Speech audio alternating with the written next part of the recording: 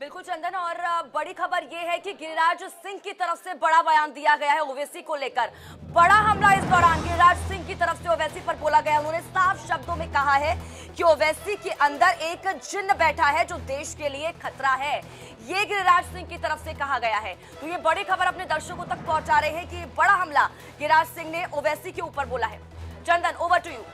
बिल्कुल, तो गिरिराज सिंह, कल हमारे सहयोगी शिवपूजन झा ने बातचीत भी की उनसे, लगातार हमलावर है और अपने इस अंदाज के लिए विवेक गिरिराज सिंह जाने भी जाते हैं। और अभी तो दूसरा चरण ही चल रहा है, आज मतदान है, अभी तो ऐसे कई मुद्दे जो हैं वो निकलकर सामने आएंगे। आलोक जी अपना जवाब पूरा कर रहे थे, आलोक जी से उनका जवाब ले लेते हैं। आलोक जी क्या कहना चाह रहे थे? आलोक जी, मैंने वसुंधरा जी की बाइक सुबह सुबह किसी चैनल पे देखा था जी,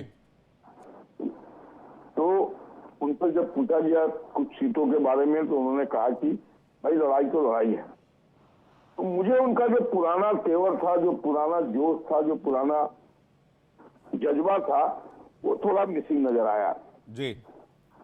अब इसका क्या असर पड़ेगा चुनाव में, ये तो 4 जून को ही पता लगेगा। लेकिन ये she was not in her own STRIDE. जो उनका पुराना विधारू व्यक्तित्व था वो इस बार नहीं झलक रहा था। उनके एटीट्यूड में थोड़ी मुझे कमी नजर आई। आलोक जी, आपने उनके बयान का जिक्र किया, मैं एक और लाइन आपके सामने रखना चाहूंगा, दर्शकों के सामने, व्यूअर्स के सामने रखना चाहूंगा। आपने भी सुना होगा, अमूमन किसी भी नेता से आप पूछेंगे उनकी पार्टी के बारे में, वो कहते हैं 100% हमारी पार्टी जीत कर आ रही, चाहे वो बीजेपी से, कांग्रेस से, किसी से भी पूछ लीजिए। वसुंधरा राजे ये कह रही है कि किसी को भी चुनाव को टेकन फॉर ग्रांटेड नहीं लेना चाहिए। मुकाबला होता है और मुकाबले में किसी की भी जीत हो सकती है।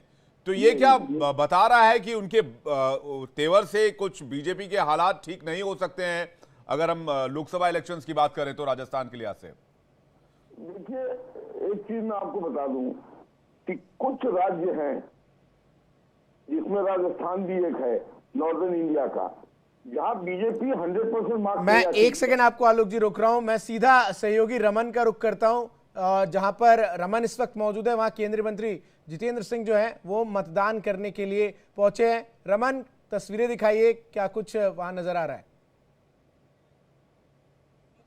बहुत है और प्रधानमंत्री नरेंद्र मोदी के चेहरे पर ही जो है वोट कास्ट यहाँ पर होने जा रहा है।